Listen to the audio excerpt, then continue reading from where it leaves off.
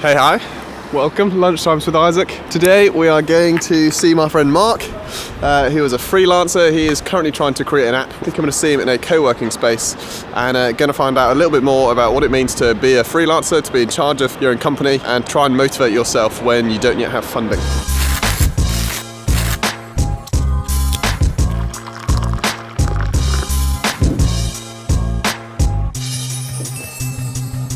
How's it going? I got a security tag on my nose. Hey, hi. Welcome, Lunchtimes with Isaac, with my friend Mark. Mark, James, how's it going? You just shiver. I'm up in the north and it's cold. So Mark has come up to visit for the day, and we have come to Union co-working space. It's brilliant. If you're in Sheffield, head on down to Union Street, get involved. Why don't you tell us what you're doing, who you are, what you're doing? I am a kind of nomad, really. I'm working with my friend Fred from his kitchen. We're developing a social discovery tool. So it's an app. We're in kind of idea stage. Oh, well, actually, maybe a little bit beyond that. And give me 30 seconds how you've come to this point in the past 3 years. So university was all about stepping out my comfort zone, and that led to approaching a guy called Caleb and creating a channel with him called My 40 Days. And I thought, I want to take my own My 40 Days challenge, which is all about stepping out your comfort zone. So I flew to LA. When I was in LA, I got backstage at the Late Late Show with James Corden, and there I was inspired by James Corden and Ben Winston, the exec producer, to create something every single day.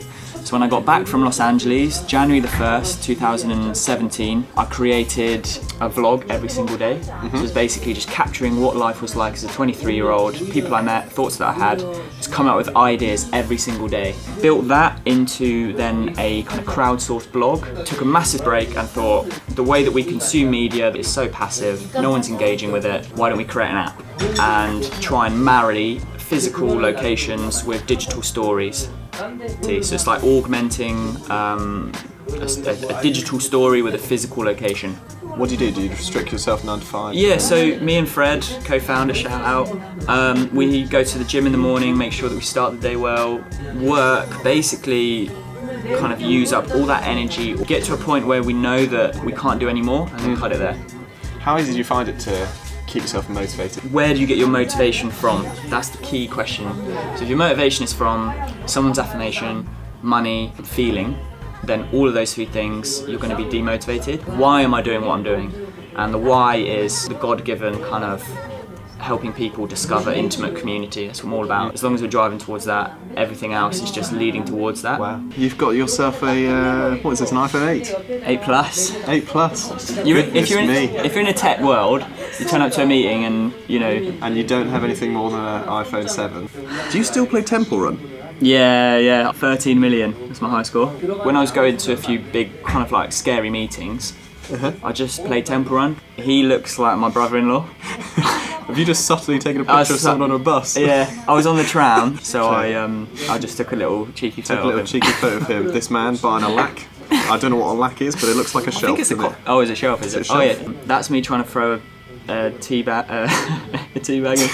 He spent 8 attempts at throwing a tea bag into a mug. Yeah, but this is sick, watch this. So if you're creative and you're freelance and you don't know what to do with your spare evenings, just throw a tea bag into a mug. Throw a tea bag. Kaboom! Into a mug. Goosh. Wow. It's cool, isn't it? Was anyone else in the house? Oh no, yeah, my mum. So you offered to make her tea and then spent like 15 minutes trying to throw a tea bag in the mug? Yeah, this is Wesley Pickles. Wesley Pickles, who's Wesley Pickles? He's the office dog, so... Every startup needs its cool hipster small office dog. It does. So yeah, Wesley Pickles is Fred's sister's dog. There's a little poo valley by our desks. I was in the Brecon Beacons. Fred and I decided to sign up for an SAS challenge. 15 kilograms on your back, and you walk 15 kilometers up a mountain twice. I'm using it as a metaphor for life, this whole experience, because it's like you just have to go one step at a time. And it's just like, yeah, metaphor of you just got to keep going, really. You can't stop.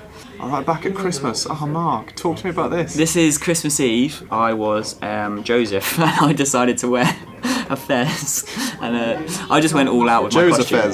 Fez.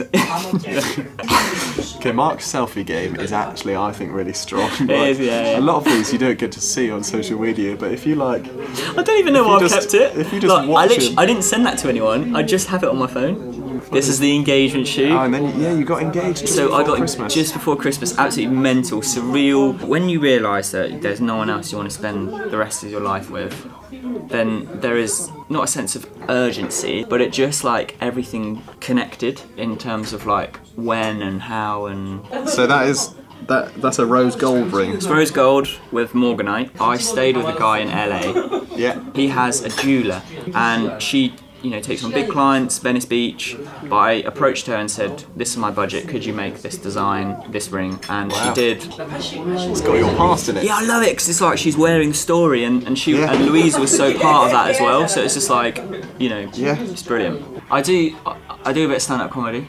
You do stand-up comedy. Go.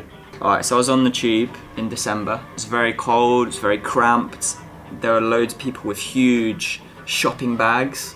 And like I was pressed up against this really burly man's face.